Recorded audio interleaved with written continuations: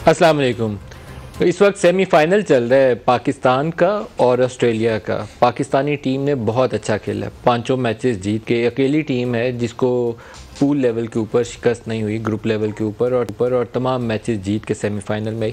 अब ये डू और डाई वाली स्टेज है, कोई एक टीम जीतेगी, दोनों में से जो भी अच्छा खेलेगा उसको जीतना चाहिए। लेकिन पाकिस्तानी टीम से हम वो शिकवा नहीं कर सकते जो आम तौर पर रवायती तौर पर किया जाता था कि बहुत ही अनप्रिडिक्टेबल साइड है, पता चले हराने पे आए तो दुनिया की सारी टीमों को हरा दे, हारने पे आए तो किसी से भी हार जाए। इस दफ़ा वो काम नहीं हुआ। हमने पांचों मैच एक मनसूबा बंदी से खेले। तमाम तगड़ी टीमें जिनको हम हरीफ टीमें जिनको हराना चाहते थे, इंडिया, न्यूजीलैंड, उनको बाकायदा टारगेट करके हराया भी। और फिर आखिरी दो मैचेस के अंदर टॉस जीत के भी चेज़ किया। चेज़ इसलिए किया कि बॉल गीला हो जाता है तो बॉलर्स को प्रैक्टिस मिले, और आज के मैच में उस हिकमत अमली का फ़ायदा भी होने का इम्कान है। कोई एक टीम जीतेगी, इसलिए मैं इस दफ़ा बहुत परेशान नहीं हूँ। दिल तो यही दुआ मांगता है बग़ैर उसमें वक्फा किए हुए कि पाकिस्तान फ़ाइनल जीत के कप लेकर घर आए। लेकिन जो मैच हमने इंडिया से जीत लिया, न्यूजीलैंड से जीत लिया, उसके बाद टीम के लिए बहुत सारी शाबाशी है। कप्तान बाबर आजम ने 450 स्कोर की, वो भी एक बहुत बड़ा रिकॉर्ड था, और बहुत सारे रिकॉर्ड उन्होंने अपने नाम किए। तो इसलिए वेरी वेल डन पाकिस्तान, और अच्छा खेलने आज भी दुआ यही है। आज जो हमारे प्रोग्राम का टॉपिक है वो APS के हवाले से सुप्रीम कोर्ट में जो कल पेशी हुई वज़ीर आज़म की, उसी के ऊपर बात करेंगे। और जो मुश्तरका इजलास मौखर करना पड़ा, उसके पीछे क्या क्या पॉलिटिकल जो मूव्स थी जिसकी बिना के ऊपर 24 घंटे पहले बुलाया गया इजलास, जिसे वज़ीर आज़म ने जहाद कहकर बुलाया था, 24 घंटे बाद उस जहाद के ख़ात्मे का ऐलान क्यों करना पड़ गया, जबकि पता था कि इत्तेहादी उनके साथ नहीं है। तो कौन से अवामिल थे जिसने वज़ीर आज़म को कॉन्फिडेंस दिया। लेकिन पहले सुप्रीम कोर्ट वाली ख़बर से आगाज़ करते हैं, क्योंकि उसके ऊपर आज फ़ैसला जो है, तहरीरी फ़ैसला, वो हमारे सामने है। सुप्रीम कोर्ट ने 20 अक्टूबर को एक हुक्मनामा जारी किया था, तो इस वाले फ़ैसले के अंदर 20 अक्टूबर वाले फ़ैसले को इसका हिस्सा बना दिया गया। सुप्रीम कोर्ट ने कहा कि 20 अक्टूबर के फ़ैसले में नामज़द शख्सियात अगर कोई कोताही के मुर्तकिब थे तो इनके ख़िलाफ़ कार्रवाई की जाए। ये सुप्रीम कोर्ट का हुक्मनामा है, ऑर्डर है प्राइम मिनिस्टर के लिए, और उनको कंप्लाई करके with in a month report करनी है। जिन शख्सियात के नाम थे, अब शख्सियात बहुत भारी भरकम शख्सियात हैं, उसमें सबका रोल तो नहीं होगा, लेकिन किसी एक का या दो का अगर निकल आए तो वज़ीर आज़म को उनके ख़िलाफ़ एक्ट करते हुए काफ़ी मुश्किल पेश आएगी। आर्मी चीफ़ उस वक्त जनरल राहील शरीफ थे, तो इस फहरिस्त के अंदर उनका नाम शामिल है। वज़ीर दाखिला उस वक्त PMLN की हुकूमत थी, चौधरी निसार थे, उनका नाम है। KP में पाकिस्तान तहरीक इंसाफ की हुकूमत थी, परवेज़ खटक वज़ीर आला थे, उनका नाम है। साबिक़ कोर कमांडर पेशावर हदायतुर रहमान, उनका नाम है। और उस वक्त के DGISI जनरल ज़हीरुल इस्लाम, उनका नाम है। साबिक़ सेक्रेटरी दाखिला अख्तर अली शाह, उनका नाम भी इस फहरिस्त में मौजूद है। जनरल ज़हीरुल इस्लाम के हवाले से, क्योंकि उस वक्त धरना चल रहा था, पाकिस्तान तहरीक इंसाफ धरना दे रही थी, तो धरने के ऊपर भी उनके ऊपर कुछ लोगों ने उंगलियां उठाईं और इल्ज़ाम तराशी भी हुई। और फिर शुजा नवाज़ ने अपनी किताब में भी उसका तज़किरा किया। बल्कि मुशाहिदुल्लाह खान, अल्लाह पाक उनकी मग़फ़िरत फ़रमाए, उन्होंने एक इंटरव्यू दिया था जिसके अंदर बराह रास्त उन्होंने इल्ज़ाम आयद किया। उसके बाद उनकी वजारत भी चली गई और उनको इस्तीफ़ा देना पड़ गया। तो ये एक सिचुएशन है हमारे सामने, और वो वालिदैन उनको मुतमईन करना वो बहरहाल एक रियासत की ज़िम्मेदारी है।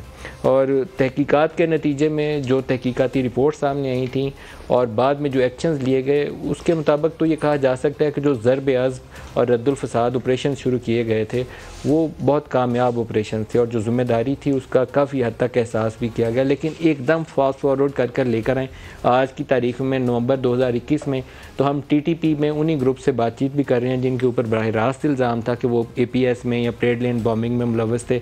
उधर से TLP के साथ, क्योंकि सादोकी के अंदर पुलिस वालों की शहादत हुई है दूसरी दफ़ा, उनके साथ भी हुकूमत ने एग्रीमेंट किया, साद का भी, और बाकी उनके 467 दीगर लोगों के नाम जो थे 4th शेड्यूल से निकाले गए। तो सुप्रीम कोर्ट के लिए भी एक बहुत बड़ा इम्तहान है इस वक्त, छोटी सी किसी के लिए सूरत हाल नहीं है, बहुत गैर मामूली सूरत हाल है। वज़ीर आज़म इस हुक्मनामे के ऊपर अमल करते हुए उनको बहुत मुश्किल पेश आएगी, बहुत मुश्किल पेश आएगी। और सुप्रीम कोर्ट को फ़ैसला तहरीर करना आसान नहीं होगा, क्योंकि जिन ग्रुप्स के ऊपर इस वक्त हम बहस करते हैं कि उनसे बात होनी चाहिए या नहीं होनी चाहिए, किन शराइत पे, कॉन्स्टिट्यूशन ऑफ पाकिस्तान को, लॉ ऑफ द लैंड को मानते हैं या नहीं मानते हैं, सुप्रीम कोर्ट का अपने फ़ैसले के अंदर हतमी तौर पर जब वो तय करेंगे तो शायद उसके अंदर कुछ ऐसे पैरामीटर्स वज़ा करने पड़ें कि सरकार के लिए भी रास्ता आसान हो जाए या मुश्किल हो जाए, कुछ असूल वज़ा हो जाए कि किन से रियासत बात कर सकती है, کن سے نہیں بات کر سکتی جو پاکستانی سپاہیوں کی شہادت میں ملوث ہو، پاکستانی بچوں کے خون ریزی میں ملوث ہو، کیا ان سے بات ہو سکتی ہے؟ یہ ایک فنڈامنٹل پرنسپل ہے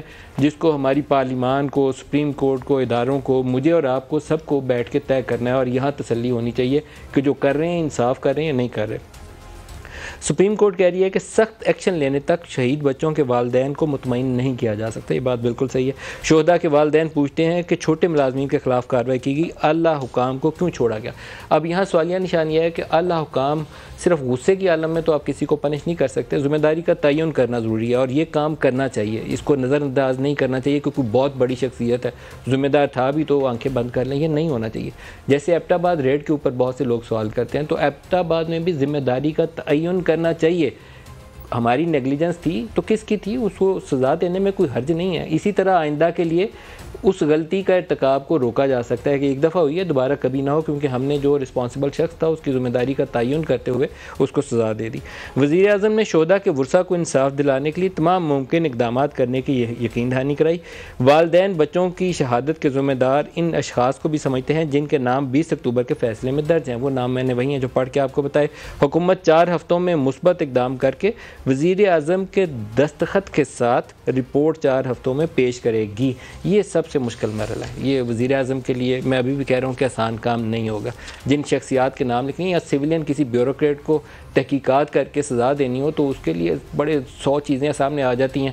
یہاں پر ہم سرونگ آفیس، اس وقت کے جو سرونگ آفیسر سے آپ ہیں ان کا تذکرہ ہے، اس وقت کے وزیر داخلہ کا بڑی طاقتور شخصیت ہے چودھری نثار، ان کا تذکرہ ہے۔ تو پرویز خٹک وزیر دفاع ہیں اسی حکومت کے، ان کے اوپر آج تک معلوم جبہ میں کارروائی نہیں ہو سکی، تو اس کے اوپر کیا کارروائی ہوگی؟ تو یہ سوالات ہیں ہمارے سامنے۔ جو شرکا ہیں آج کے پروگرام میں، ڈاکٹر مصدق ملک ہیں PMLN سے، مولا بخش چانڈیو صاحب ہیں پاکستان پیپلز پارٹی سے، زرتاج گل صاحبہ ہیں پاکستان تحریک انصاف سے، وزیر ہیں ہمارے ساتھ، سب کو خوش آمدید کہتے ہیں۔ مولا بخش چانڈیو صاحب، آپ سے پروگرام کا آغاز کروں گا۔ سپریم کورٹ کے فیصلے سے یہ سٹارٹ کرتے ہیں۔ سٹارٹ اچھا ہے لیکن اس کو منطقی انجام تک پہنچانا جوئے شیر لانے کے مترادف ہے۔ یہ ہمارا تجزیہ ہے، ہم چیزوں کو ایسے دیکھ رہے ہیں، لیکن سپریم کورٹ کے لیے اتنی مشکل نہیں ہے۔ وہاں بہت دانشور، پڑھے لکھے، سمجھدار، لائق لوگ بیٹھے ہوئے ہیں جن پہ پورے قوم کی نگاہیں ہیں۔ انہوں نے ایسے ہی نہیں کیا ہوگا فیصلہ، ان کو پتہ ہوگا کہ کون لوگ ہیں، کیا ہے، وہ بڑے باخبر ہیں، لیکن فیصلہ اچھا ہے۔ میں اپنا قصہ بتاتا ہوں آپ کو۔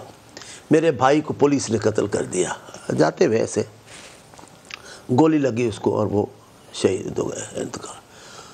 ہم بڑے بے چین تھے کہ اب کیا ہوگا۔ دیکھیں، ایک آدمی، ایک بچہ، ایک یا زیادہ قتل ہو گیا یہ الگ بات ہے، لیکن اس کے لوگوں قاتلوں کو سزا نہ ملے، یہ ماں باپ کے لیے اور خطرناک، اذیتناک گھڑیاں ہوتی ہیں۔ ہم بڑے پریشان تھے۔ مجھے کہا کہ میں کورٹ بھی نہیں جاؤں گا، بس وہ شہید ہو گئے ہیں، اب عدالت فیصلہ کرے۔ بالآخر بڑے عرصے کے بعد عدالت نے اس کو عمر قید کی سزا دی۔ تو میں نے دیکھا میری والدہ، میرے گھر والے، یہ وہ، جیسے ان میں صبر سا آ گیا۔ یہ فطرت ہے۔ جو ہوا ہے پشاور میں یہ عام واقعہ نہیں تھا، یہ بہت بڑا واقعہ تھا یہ APS والا، لیکن ہوا کیا، اس کے بعد ہوا، سزائیں آئی ہیں۔ لیکن لوگ کیا کہتے ہیں، پاکستان کے لوگ کیا چاہتے ہیں کہ جو ذمہ دار تھے، جنہوں نے غفلت برتی، جو لا تعلق بنے رہے ساری صورت، ان کو سزائیں ملنی چاہیے۔ سزا کا ملنا تھا جن گروپس کے اوپر، اس کے جو لوگ پکڑے بھی گئے، جو حملے میں ملوث 2 گروپ بتائے جاتے تھے، ان کو 5 کو سزائے موت ہو چکی ہے، چھٹے کی اپیل ہے، کچھ لوگ اس میں سے بھاگ گئے، پکڑے نہیں جا سکے۔ ڈاکٹر مصدق ملک، لیکن اس کو تھوڑا بڑھا دے، ضرور میری بات آ جائے کہ لیکن لوگ ہمارے لوگوں کے غفلت کا بھی حساب کتاب چاہتے ہیں کہ ہمارے لوگ کہاں تھے، جو اصل میں ہماری ریاست کہاں تھی۔ پٹیشن اصل میں ہے ہی ان لوگوں کے متعلق۔ ڈاکٹر مصدق ملک، یہ بڑا امتحان ہے۔ جن لوگوں کا نام سپریم کورٹ نے اپنے حکم نامے میں درج کیا، وہ نام میں مطلب پڑھنا بھی ٹی وی چینلز کے اوپر آسان نہیں ہوتا، تو سپریم کورٹ نے حکم دیا ہے وزیر اعظم کو کہ 1 2 3 4 5 6 لوگ ہیں، ان کے اوپر آپ فیصلہ 4 ہفتوں میں کر کے بتائیں کہ اس میں سے کس کی ذمہ داری ہے، اور اس کے سزا دے کر پازیٹیولی رپورٹ کریں، اور دستخط کے ساتھ رپورٹ کرنا ہے۔ وزیر اعظم کو طلب کرنا اور پھر یہ حکم کہ اپنے سگنیچرز کے ساتھ رپورٹ دے، کتنی اہمیت ہے اس بات کی؟ میں نے سپریم کورٹ کا نئی فیصلہ پڑھا. میں اس دن جو تمام کاروائی رپورٹ ہو رہی تھی وہ میں لمحہ بلمحہ سن رہا تھا. سر صاحب وہ 3-4 صفحوں کے اوپر ہے لیکن تحریری طور پر انہوں نے حکم نامہ لکھوا دیا جو کل ہم ویسے پڑھ رہے تھے. مجھے کچھ فرینکلی اس سارے دن کی سمجھ نہیں آئی کہ اب میں سمجھتا ہوں کہ اگر وزیر اعظم صاحب نے وہاں پہ جا کے بولا کہ آپ حکم دیں تو میں سمجھتا ہوں کہ سپریم کورٹ کے حکم کی وجہ سے تو وزیر اعظم یا کسی بھی ایگزیکٹو کو کارروائی نہیں کرنی چاہیے. ایگزیکٹو کو تو کارروائی اس وجہ سے کرنی چاہیے کہ کارروائی مقرر ہے, کارروائی ضروری ہے, کارروائی ہونی چاہیے. یہ رپورٹ جو پہلے سپریم کورٹ میں جمع کروائی گئی ہے وہ بڑی تفصیلی رپورٹ ہے. اگر اس کی بنیاد کے اوپر کوئی کارروائی ہونے والی ہے تو وہ میں سمجھتا ہوں ایگزیکٹو کو کرنی چاہیے. جہاں پہ 550 صفحے کی رپورٹ ہے جو جمع کروائی گئی, اس میں سب پورے جو کون سے گروپ سے انوالو تھے, کیا تحقیقات ہوئیں, کس راستے سے کہاں وہ پناہ لی, ساری پوری تفصیل دی گئی ہے اس کے اندر. اور اس کے اندر میرے خیال میں کچھ ذمہ داریاں بھی مقرر کسی حد تک کی گئی کہ کیا ہونا چاہیے. تو مجھے یہ سمجھ نہیں آئی کہ مطلب ہے کہ کیا کہا جا رہا ہے, حکومت کو کیا کہا جا رہا ہے اور حکومت کو کیا کرنا ہے. کیونکہ کسی بھی حکومت کا یہ فرض ہے کہ اگر کوئی ایگزیکٹو نے اپنے بچوں کو بچانے کے لیے, اپنے سٹیزنز کو بچانے کے لیے کوئی کارروائی کرنی ہے تو وہ کارروائی اس پہ فرض ہے, اس پہ مقرر ہے. مجھے یہ نہیں پتہ چلا کہ سپریم کورٹ نے ان کو کیا کہا ہے کہ آپ پہ جو فرض ہے وہ آپ کریں, مگر کیا کریں, اور اگر جو کرنا چاہیے. دیکھیں اس میں ایک چیز کلیئر رہنی چاہیے, ان میں سے کسی شخص کی کیا ذمہ داری تھی. کہنے کو تو ہم کہہ سکتے ہیں کہ دے ور آل رسپانسبل. جیسے میں کہتا ہوں کہ یہ جو ٹیررزم کے خلاف بیانیہ ہے اس میں ہم کلیکٹیو رسپانسبلٹی ہے. میں بھی آنکھیں نہیں بند کر سکتا, آپ بھی نہیں بند کر سکتے. تو اس وقت کے تو وزیر اعظم, وزیر اعلیٰ, آرمی چیف, DGI وزیر داخلہ, وزیر اعلیٰ, ہم سب کو کہیں گے یہ سارے رسپانسبل تھے کیونکہ یہ اہم عہدوں پر بیٹھے ہوئے تھے. لیکن ایگزیکٹلی پن پوائنٹ کرنا کہ اس نے غفلت کی تھی, یہ شخص ذمہ دار ہے, اس کا کام تھا, اس نے انٹیلیجنس نہیں دی, اس نے وہاں سیکورٹی لگانی تھی, سیکورٹی نہیں لگائی, ٹائم پہ ٹروپس موو کرنے تھے, یا آپ ٹیررزم کی کارروائی ہو جائے تو وہ نہیں موو کی, وہ ڈٹرمن تو کرنا پڑے گا نا آپ کو. اور مجھے نہیں معلوم, میں نے وہ 500-550 صفحے میں نے بھی 550 نہیں پڑھے, وہ پوری پبلک نہیں ہوئی رپورٹ, اس کے چند صفحات صرف. جی ایگزیکٹلی. تو مجھے تو میرے گمان میں یہی ہے کہ اس میں ذمہ داری جو ہے, اگر 500-550 صفحے کی کوئی رپورٹ آئی ہے تو اس میں ذمہ داری ضرور مقرر کی گئی ہوگی اور ان ذمہ داروں کو سزا ملنی چاہیے تھی. مجھے ایک چیز جو ہے وہ میں سمجھتا ہوں, اگرچہ یہ بات آج سیاسی طور پہ تو مجھے نہیں کرنی چاہیے, مگر ایگزیکٹو کا ایک فنکشن ہے جو ایگزیکٹو کے پاس رہنا چاہیے. سپریم کورٹ کا ایک فنکشن ہے ایڈجوڈیکیشن کا جو سپریم کورٹ کے پاس رہنا چاہیے. سپریم کورٹ کو سو موٹو کے تحت ان تمام لوگوں کو جو شہید ہوئے ہیں یہ ان کا حق ہے, یہ وائلیشن ہے ان کے رائٹس کی, اور اس کے تحت ضرور کارروائی کرنی چاہیے. اب مجھے یہ نہیں, اس دن کی ساری کارروائی سے مجھے نہیں پتہ چلا کہ ایگزیکٹو کو انہوں نے کیا کہا ہے. ایگزیکٹو کو تو یہ بولا کہ ان کا ذمہ داری کا تعین کریں, نہیں اور رپورٹ نہیں, نیا کمیشن بنانے کو بھی نہیں کہا. انہوں نے کہا آپ کے پاس رپورٹ ہے, ذمہ داروں کا تعین کریں, کیونکہ والدین کہہ رہے ہیں کہ یہ لوگ ملوث ہیں. اگر اس میں سے کوئی آرڈر میں کچھ ایسا سچ خرابی نہیں ہے, وہ کہتے ہیں کہ اگر ان میں سے کویسچن مارک, اگر ان میں سے کسی کی ذمہ داری بنتی ہے تو اس کو سزا دیں. اب یہ ڈٹرمینیشن پرائم منسٹر کا کام ہے کہ وہ کرنا. میرے خیال میں اس لحاظ سے تو پھر یہ بھی بہتر ہوگا کہ وہ 550 صفحوں کی رپورٹ جو ہے وہ پبلک کی جائے تاکہ ہم بھی پڑھیں, ہم بھی پڑھ سکیں, تاکہ اس پہ تبصرہ کر سکیں. اس طرح تو لگتا ہے کہ ہم کچھ ہوا میں تبصرہ کر رہے ہیں. اگر وہ 550 کی رپورٹ ہو جائے, کیونکہ اور ایک اور بھی میں کچھ بات کرنا چاہوں گا. سپریم کورٹ نے اپنی اسی جو پروسیڈنگز چل رہی تھیں تو ہمارے رپورٹرز جو سٹکرز لکھوا رہے تھے اس میں یہ بھی کہا کہ بہت بہتر ہوتا کہ اس وقت کے وزیر اعظم استعفیٰ دے دیتے اور ان سے بہتر شخص آ جاتا. As a matter of principle جب 150 بچے شہید ہو جائیں تو میرے خیال میں متعلقہ لوگوں کو استعفیٰ دینا چاہیے. جی میرے خیال میں دیکھیے اس لحاظ سے جی میں یہ اچھی بات کہی انہوں نے. جی دیکھیے 4,500 سے, مجھے اب ایگزیکٹ فگر یاد نہیں, 3,000 سے 4,000 لوگ اس زمانے میں پیپلز پارٹی کے دور سے شروع ہوئے, اور 2000 جب تک یہ APS کا واقعہ نہیں سانحہ نہیں ہوا تب تک ہر سال شہید ہو رہے تھے, ہر سال تقریباً. مجھے اچھی طرح یاد ہے 400 سے 500 سوئسائڈ بامبنگ ہو رہی تھی. آپ ذرا اندازہ لگائیں کہ 364 دن ہیں اور 400 سے 500 سوئسائڈ بامبنگز ہو رہی ہیں ملک میں. تو اس نقطۂ نظر سے تو میں سمجھتا ہوں کہ ہر بامبنگ کے اوپر, ہر شہادت کے اوپر, ہر جو بڑا سانحہ ہوا مزاروں کے اوپر یہ واقعات ہو رہے تھے, درباروں پہ یہ واقعات ہو رہے تھے. نہیں میں تو مان رہا ہوں, ویسے تو جس نے ایک بھی جان گئی ہے ٹریڈ لین بامبنگ والا واقعہ, میں بار بار دہراتا ہوں وہ بہت غیر معمولی. یہ تو آپ کو معلوم ہے کہ کوئی بھی شخص جو ہے وہ اے پی ایس کا نہیں موازنہ کرے گا کسی بھی اور زرتاج کو بھی شامل کر. لیکن زرتاج جو ماضی کے چند ایک بڑے اہم واقعات میں دیکھوں تو سپریم کورٹ کے سامنے ایک آئی جی آئی والا کیس سامنے آیا تھا, اور اس وقت کے D G I S I general Durrani اور جنرل بیگ کی اس کے اوپر میرے خیال میں ایفیڈیوٹس بھی جنرل درانی کا شاید موجود ہے اس کے اوپر سپریم کورٹ میں, اور سپریم کورٹ کا حکم نامہ تھا حکومت کے لیے کہ آپ تحقیقات کریں گے اور ان کے خلاف کارروائی کریں گے. باقاعدہ آرڈر ہے, تحریری آرڈر آ چکا ہے اس کے اوپر, جنرل درانی کے اوپر اور جنرل بیگ کے اوپر. ایفیڈیوٹ بھی موجود, رپورٹ بھی موجود, کیس بھی سنا جا چکا ہے. دوسرا معاملہ جنرل پرویز مشرف کا تھا. جنرل پرویز مشرف کے اوپر کورٹ بنی, بعد میں اس کی کانسٹیٹیوشن ہی غیر آئینی قرار دے دی گئی. یہ تیسرا موقع ہے اور اس میں بھی آفیسرز شامل ہیں. کیا یہ آسان کام ہے فیصلہ لینا اور اس کے اوپر عمل کرنا؟ تھینک یو ندیم ملک صاحب, thank you for inviting me. جب سب سے سینسیٹیو ٹاپک ہوتا ہے تو میں ہمیشہ آپ کے ساتھ موجود ہوتی ہوں. یہ بیسکلی تو معاملہ وہاں سے شروع ہوا ہے کہ جو اے پی ایس میں جو ایگریوڈ والدین ہیں, ظاہری بات ہے جنہوں نے اپنے بچے یونیفارم پہنا کے اس لیے تو نہیں بھیجے تھے کہ وہ شہید ہونے کے لیے جائیں, انہوں نے پڑھائی کے لیے بھیجے تھے, اور واپسی پہ ان کو بچوں کی شہید ہوئی لاشیں ملی تھیں. اور اس سے بڑا سانحہ اس ملک میں یا اس دنیا میں ہو نہیں سکتا. یہ بہت بڑی بات ہے کہ یہ ملک اتنی ریزیلینٹ ہے, اتنے بہادر قوم ہے کہ یہ وار اور ٹیرر لڑتے لڑتے آج اپنی ساورنٹی کی بھی بات کرتی ہے, اور الحمدللہ پاکستان سٹیبل ہے اور اللہ کرے ہمیشہ سٹیبل رہے. وہاں پہ ایگریوڈ پیرنٹس کی طرف سے یہ واقعہ شروع ہوا کہ ان کی تسلی نہیں ہو رہی, سیٹسفیکشن نہیں ہو رہی کہ وہ کہہ رہے ہیں کہ ان لوگوں کو بھی سزا دی جائے جنہوں نے یہ منصوبہ بنایا یا جنہوں نے ان بچوں کے ساتھ کیا, یا اگر کوئی سیکیورٹی لیپس ہوا. تو دیکھیں جو والدین کہیں گے ان میں سے تو نہ کوئی ڈس ایگری کرے گا, نہ ان سے کوئی کانٹرڈکٹ کرے گا کہ ان کے جذبات ایسے ہیں, ان کی تسلی نہیں ہو رہی, ان کو تکلیف ہے, ان کے آزمائش کا وقت ہے. اور ظاہری بات ہے ان کے باقی کلاس فیلو کو جو وہ بڑھتا ہوا دیکھتے ہیں تو ان کے ذہن میں اپنے بچوں کے وہ چیز ختم تو نہیں ہو سکتی.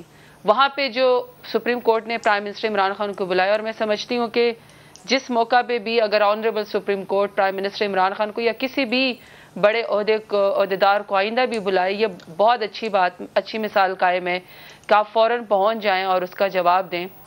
اور میں یہاں پہ یہ کہوں گی کہ بجائے اس کے کہ ہم یہ کہیں کہ پچھلے حکومت کو, پرائم منسٹر کو, نواز شریف صاحب کو استعفیٰ دینا چاہیے تھا, یہ ان کی حکومت تھی. ظاہری بات ہے جب وار اور ٹیرر آپ نے لڑی اور آپ کے 80,000 سے زیادہ لوگ شہید ہوئے, جس میں ہمیشہ اپنے بھائی جاوید عالم کا ذکر کرتی ہوں, 21 سال کا میرا جوان بھائی شہید ہوا ہے. تو اس وقت مون مارکیٹ میں جب وہ شہید ہوا تو اس وقت کے وزیر اعلیٰ جو ہے وہ شہباز شریف صاحب تھے.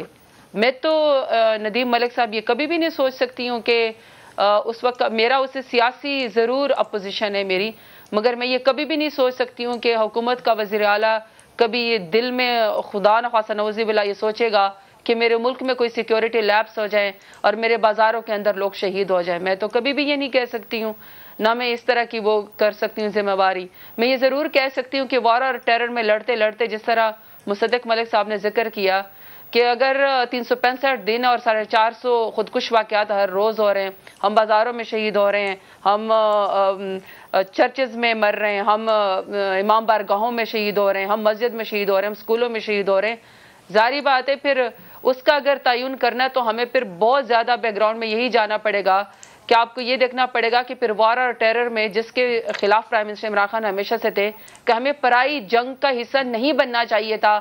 جی ڈی پی کا لاس الگ ہوا, 80,000 سے زیادہ لوگ زیادہ شہید ہمارے ہوئے, ہمارے آرم فورسز کے لوگ شہید ہوئے, سویلین شہید ہوئے, بچے شہید ہوئے, ہمارا کیا قصور تھا؟ خون تو سب کا ہی قیمتی تھا. بچے بھی جو شہید ہوئے ان کے ماں باپ کو بھی اتنی تکلیف ہے, میرا بھائی شہید ہوا ہے مجھے بھی اتنی تکلیف ہے.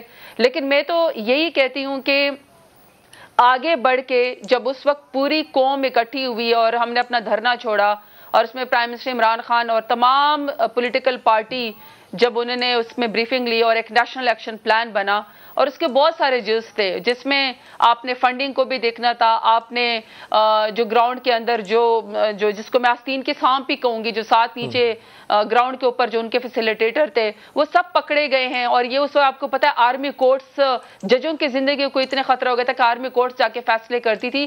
میں یہی کہوں گی کہ پرائم منسٹر صاحب نے جو ان کو فرمایا کہ میں ان کے والدین کے پاس پہلے بھی گیا اور میں ان کے پاس ابھی بھی جاؤں گا, لیکن یہ کہ ظاہری بات ہے میں نے جہاں تک سنا ہے کہ اٹارنی جنرل صاحب نے فرمایا کہ 550 پیجز کی ایک جو پوری رپورٹ ہے, ٹھیک ہے ایک آئیڈیا آپ کا یہ ٹھیک ہے کہ اس کو پبلک کر دیں. دوسری بات یہ کہ جو لوگ ڈائریکٹ اس کے اندر انوالو تھے وہ تو سب کے سب وہ تو ان کو تو پھانسی ہو گئی ہے, بچے تو واپس نہیں آ سکتے. ہاں قوم آگے بڑھ کے پتہ نہیں, مجھے تو نہیں پتا ندیم ملک صاحب کہ میں فورن سے یا کوئی یہ تعین کر لے کہ جی سیکیورٹی لیبس تھا. ظاہری بات ہے ملک کے اندر ہزاروں لاکھوں کے کتاب کے لحاظ سے اسکول ہیں, اتنے مساجد ہیں, اور میرا خیال اگر کوئی انٹیلیجنس والا ایکس انٹیلیجنس والا اگر آپ یہاں بٹھاتے تو وہ آپ کو یہ ضرور بتاتے کہ جو نیکٹا بھی کام کر رہا ہے کاؤنٹر انٹیلیجنس پہ یا باقی بھی ISI کے ادارے IB, اس طرح تو ان کے پاس نہیں آتا نا کہ کھلا دشمن کہے کہ میں نے آج APS پہ حملہ کرنا ہے. جو ایک اس کا بہتر حل یہ ہو سکتا ہے کہ وہ رپورٹ پبلک کر دی جائے اور اس کے اوپر باقاعدہ بحث ہو جائے, پارلیمنٹ بھی بحث کر لے, ہم لوگ میڈیا پہ بھی کر لیں, پھر یقیناً اس کے اوپر حکومت بھی اور سپریم کورٹ کے سامنے تو رپورٹ ہوگی, لیکن شاید پاکستانی عوام اور والدین کی بھی تسلی اس معاملے میں بہتر طریقے سے ہو جائے, تشفی ہو جائے, اور پھر انصاف کے تقاضوں کو ملحوظ خاطر رکھتے ہوئے جو بھی مناسب فیصلہ ہے اس کو کر لیا جائے. بریک لے لیں, ہمارے ساتھ رہیے گا.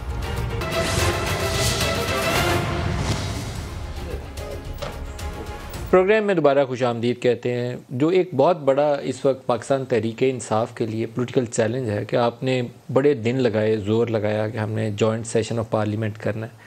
جوائنٹ سیشن آف پارلیمنٹ بلایا اور وزیر اعظم نے خطاب کرتے ہوئے کہا کہ یہ جہاد ہے, اس میں سب ساتھ ہیں, اور پھر اگلے ہی روز اس کو مؤخر کرنا پڑا کہ ہم اپوزیشن سے مشورہ کریں گے, جس کے اوپر کئی مہینوں سے سب لوگ کہہ رہے تھے کہ آپ انگیج کریں کیونکہ انتخابی اصلاحات متنازع طریقے سے آگے نہیں بڑھائی جا سکتی. کنسنسس کے ساتھ تو اسے مان لے گا کوئی, ویسے کوئی انتخابی نتیجے کو مانے گا نہیں. کون سے فیکٹرز تھے لاسٹ مومنٹ کے اوپر؟ تو پرائمریلی حکومت کے اتحادی اس کا ساتھ چھوڑ گئے تھے کہ نہ ہم EVMs کے اوپر ساتھ آپ کا دیں گے کیونکہ ہمارے تحفظات ہیں, نہ انٹرنیٹ ووٹنگ پہ ایز اٹ از آپ کا ساتھ دیں گے جب تک ہماری تسلی نہیں ہو جاتی. ایک روز چھوڑ ایک ہفتہ پہلے بھی حکومت کو اس بات کا پتہ تھا. تو پرائم منسٹر کو شاید سب سے پہلے ان اپنے مشیروں یا وزیروں کا پتہ چلانا چاہیے جنہوں نے ان حقائق گراؤنڈ ریالٹیز کے باوجود وزیر اعظم کو یہ مشورہ دیا کہ آپ جوائنٹ سیشن بلوائیے, نمبر پورے ہو جائیں گے. حالانکہ پتہ تھا کہ اتحادی ساتھ نہیں ہیں, ان کے بغیر جوائنٹ سیشن میں یہ نہیں پاس ہو سکتا تھا, اور پھر اگلے دن وزیر اعظم کو مؤخر کرنا پڑا. تو سب سے پہلے وزیر اعظم کو اس مشورہ دینے والے مشیر یا وزیر کی تلاش کر کے پوچھنا چاہیے کہ بھائی کس بنیاد پہ پر مجھے یہ مشورہ دیا تھا, پولیٹیکل سیٹ بیک ہے. اور زرتاج آپ سے ہی اسی کا جواب چاہوں گا, کیوں نہیں رات تک یہ بات پتہ تھی, اگلے ہی دن کیوں یہ فیصلہ بدلنا پڑا؟ یہ تو دیکھیے ملک صاحب بہت ساری فیکٹر شامل ہیں.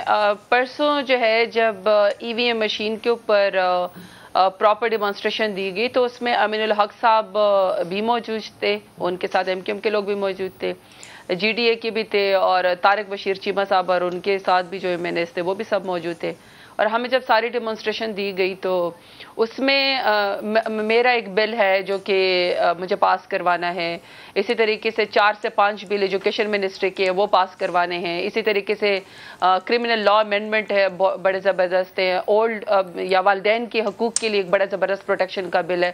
تو اس سب کے اوپر سب نے ایگری کیا. ووٹنگ کے اوپر بھی, اوورسیز پاکستانی کے اوپر بھی سب نے ایگری کیا. ایک بل ہم پیش کرتے تھے کہ یہ میری منسٹری کا بل ہے, اس کے اوپر کیا EVM کے اوپر الیکٹرانک ووٹنگ کے اوپر اتفاق تھا جب اتحادی جماعتوں سے ملاقات ہو رہی تھی؟ تو کیا الیکٹرانک ووٹنگ مشینز کے اوپر اتفاق تھا آپ کے اتحادی؟ یہی آپ کو بتا دیں جی. نہیں میں آپ کو یہ بات بتانے والی تھی کہ جو ووٹنگ ہے جو اسپیشلی اوورسیز پاکستانیوں کے لیے کرنا ہے, اس سب کے اوپر بھی سب کا اتفاق تھا کہ 80 لاکھ پاکستانی ملک سے باہر رہتے ہیں, ہمیں ان کو ووٹ کا حق ضرور دینا چاہیے کیونکہ وہ پاکستان سے بہت زیادہ محبت کرتے ہیں اور حق حلال کی کمائی ریمیٹنس جو ہے پاکستان بھجواتے ہیں.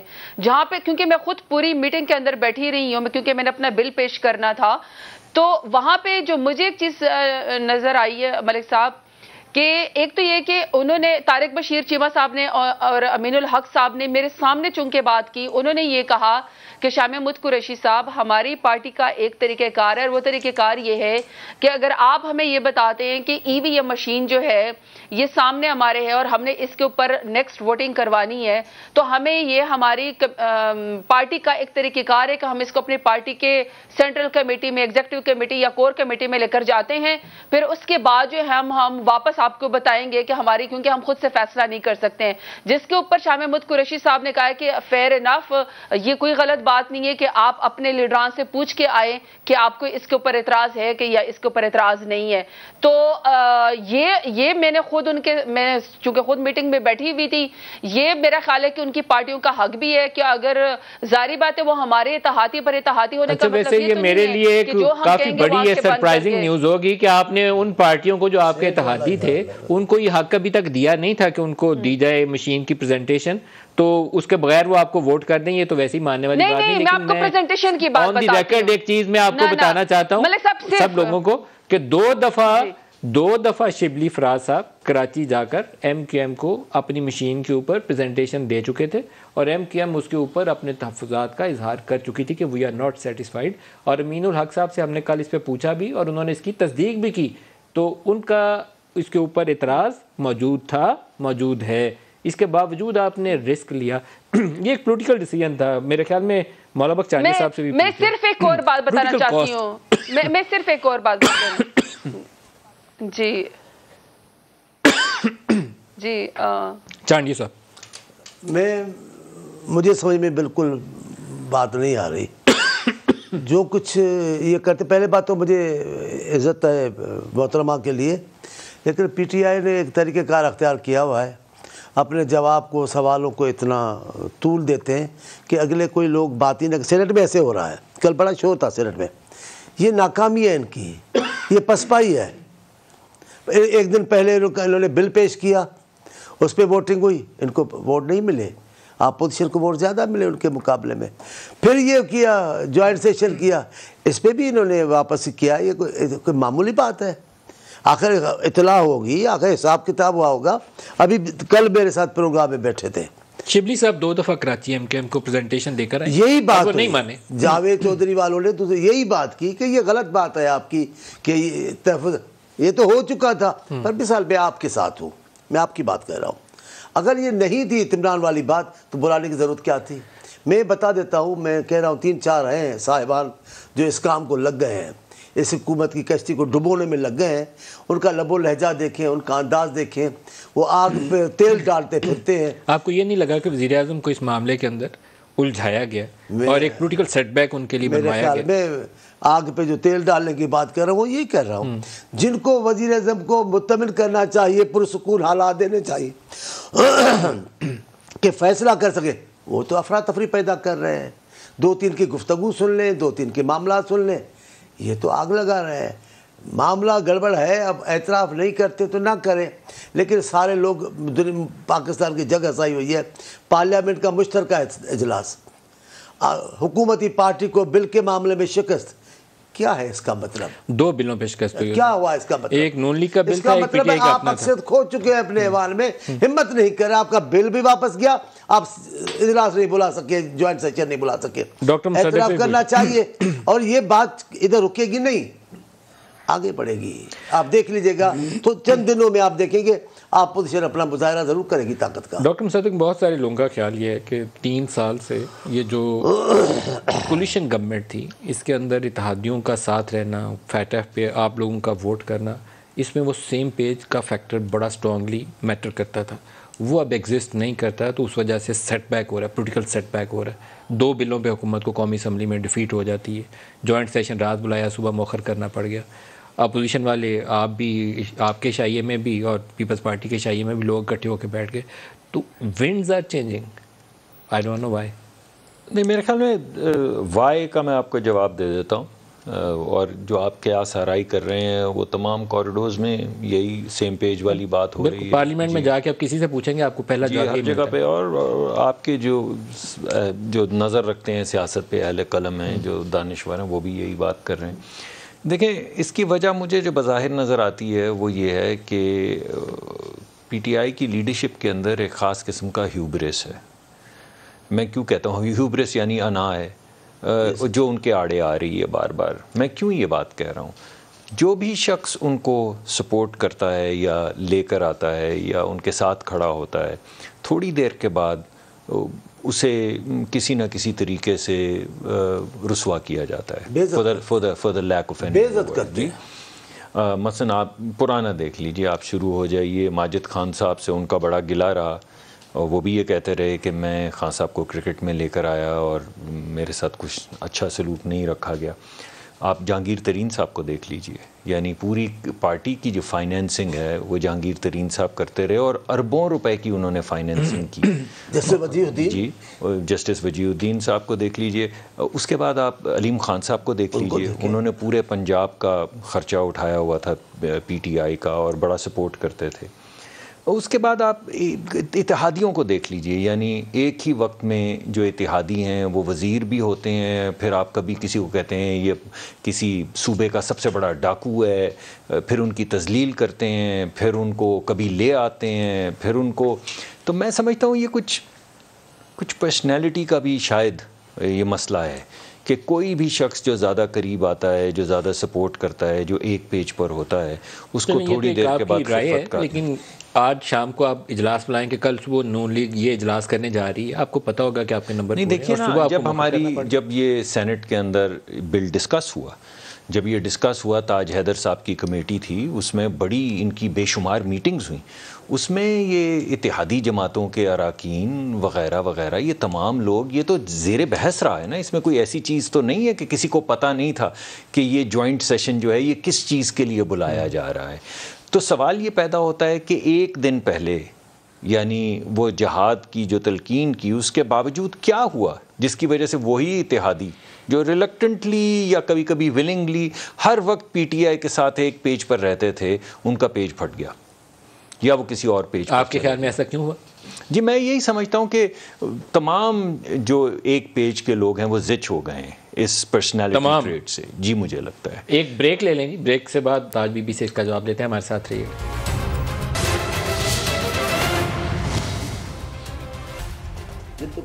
پروگرام میں دوبارہ خوش آمدید کہتے ہیں. پاکستان نے اچھا کمپیریٹیو سکور 176 کیا، 177 کا ٹارگٹ دیا، اور ہمارے بابر اعظم نے، رضوان نے اور فخر نے آؤٹ اسٹینڈنگ بیٹنگ کی ہے. اب کمپیریٹیو پوزیشن ہے، لیٹس ہوپ کہ پاکستان اس میں بالنگ سائڈ پہ بھی اچھا پرفارم کرے.